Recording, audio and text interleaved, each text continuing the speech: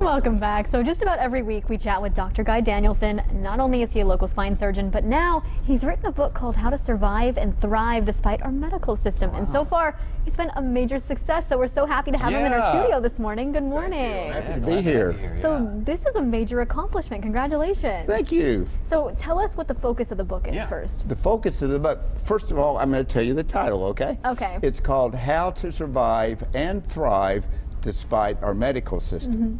And it could be despite whatever, because surviving and thriving, and that's the key thing.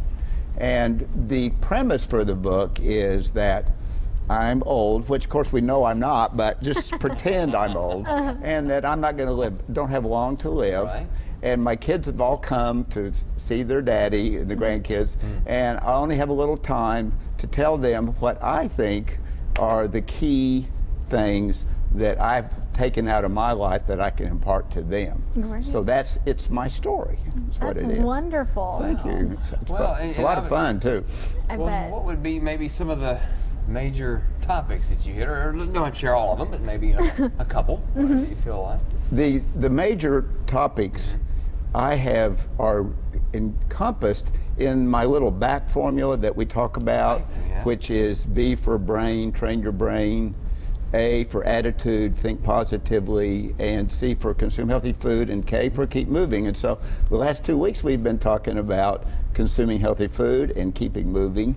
And these two first things are train your brain to think and then have a positive attitude. So if I had to say, if I only had one thing to talk about, which is what we're going to talk about today, is the power of positive thinking. Ooh, yeah. Wow. So what kind of methods do you use to train your brain into being more positive?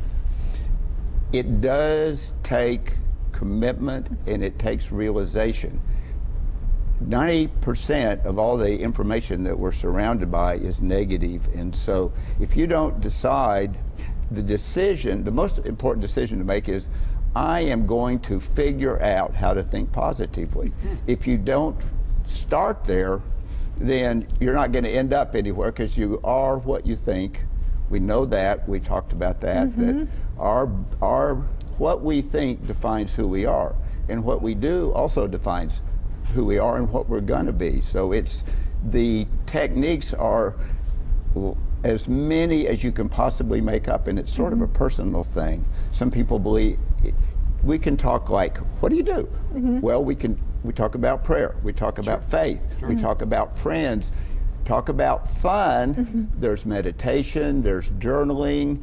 You can go outside and study the stars. You can take dancing lessons. You can Possibilities are endless. They're endless. They're endless except for one thing. If you think they're not endless, or that it doesn't matter, or that you can kind of burrow into your own negativity, what will show up in your life is what you make show up in your life. So it is an active process. Just like these exercises that we talked about, and just like the food, nobody is going to come and open your mouth and and nobody's going to order a book for you and go, okay, this is the one that you need. But it's a matter of personal inquiry, personal investigation, and starting with the idea that you can make a difference. And the way what kind of difference do you want to make, Robert?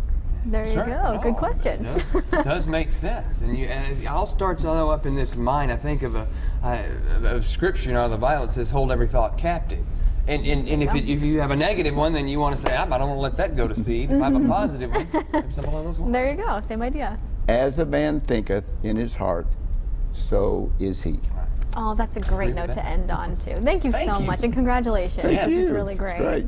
So we'll be right back. Stay with us.